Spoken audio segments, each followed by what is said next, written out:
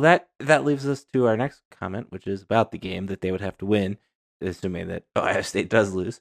That they would have to win, which would be against Maryland, and I think there's not necessarily all that much interesting X's and O's wise. I think Penn State again should handle its business. They're a 20-some point favorite. Yada yada yada. Little brother. Yada yada yada. Uh, but I think the most interesting, fascinating part, and you had texted me about this, and I said, well, it's the last normal regular season game inside this version of Beaver Stadium, and it's been a little emotional thinking about it. I think it's going to be an emotional Saturday for those reasons. People are probably going to be moved around the stadium. You're not going to necessarily watch the games with the same people and seat neighbors that you've got to watch the games with.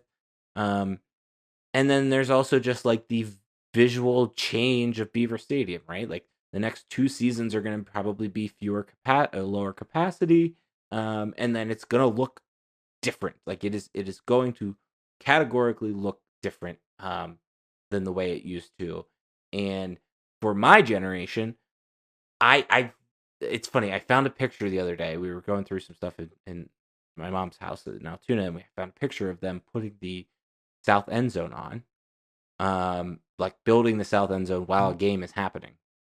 And I was like, I don't remember. I like vaguely remember it, barely remember it. So this is the first real big change in the 30 years that I can actually remember of Beaver Stadium, which I think is I don't know. I just think Saturday's going to be emotional. And I don't know that people are necessarily prepared for it because it's going to be a little bit of a goodbye. Yeah, I think there'll be some curiosity there. Not some curiosity, but some last time stuff, right? Yeah. Because fans can get in. I mean, I don't know. We haven't seen the numbers yet on the number of people that have opted in and saying we want playoff tickets. But you don't have to pay anything extra now for this one to go check out, to see it for ostensibly the next to last time, unless something goes crazy. And I think people do have an emotional attachment to facilities where they see stuff and they've seen big things happen. So I think the fan, it's not about what happens in the field for me Saturday, because I think we know what's going to happen. It's about who shows up and how they turn out. And then Penn State fans have consistently impressed me in terms of that, whether it's that Michigan State game in 2003 that I point back to, that they go to Indiana and win, and then people come back on a dreary late November day and still show up in a good number. And then this is the third hunting season Saturday where people are like, well, what's that going to do to attendance? The last 2 times, now the number, I mean, it was the official number, so that means it was paid, but was 105 plus each time. So people are going to show up. It's going to be cold, might be a little snowy, might be whatever. But Penn State fans do that stuff. Plus, it's the last regular season game and the culmination of what's going to be a special season, right? The first playoff season. So they're going to want to be there and be part of that. So, but I think all of that is more interesting than what's going to happen. I mean, it should be more interesting than what happens in the field because they should take care of their business. Well, it's funny because we were looking up the deer hunting season, which is just, as somebody that doesn't hunt, it's very fascinating to me. That is a big factor in all of this, but I'm sure it's something that Penn State pays attention to.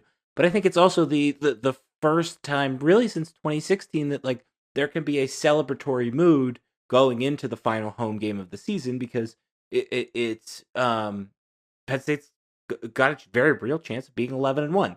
And if they do that, they get to accomplish something that so many people have wanted for them. Saturday's a very interesting game emotionally. You do a lot of stuff with game presentation. We do. Yes. Will Penn State be smart enough? Ohio State wins at noon. They're done by 3:30. Everybody knows that coming in. When Penn State wins and they're done, will there be a public address announcement? We'll see you all back here in 3 weeks for the first playoff game. This. Will that happen? I thought it's funny you say that because that's how we think, and they have to, right? They have to. Like if they don't, it's malpractice, right? They okay, are they politically correct about it, or are they off script about it? What's the off script way? The politically correct is be sure to submit your request in case Penn State should host a college football playoff game in 3 weeks, or the incorrect off script way is what you just said. We'll see you here in 3 weeks for the playoff game. Wear white. Well, I can get you in the middle of those. Okay. You can say we hope to see you here in 3 weeks for a playoff game, okay. right? Because then it's on them. Like we hope you buy some tickets and we hope that it goes our way. right? But you have to at least acknowledge it, I right? think Like, you do. okay, just I I think you just do because I mean I think that's even after 2016, right? Like I vividly remember like Big Ten East champions being on the scoreboard and mhm. said we'll see you in Indy or something like that. Um, I do think I mean uh, Penn State is in if they win. Like it's guaranteed that Penn State is in. It's yeah. Like it would. There's going to be lawsuits if Penn State's not in, and Oh no, if they you win, know they're in. It just could be like if the Ohio State thing happens, right? Then you got to say we're going to the Big Ten championship game, and then you have that. So either way, there's a yes, our result, and yeah. but we'll No, see. I think that's interesting. Yeah, that's a good. I hadn't thought about that, but yeah, I hadn't. I think there will be. I think they have to.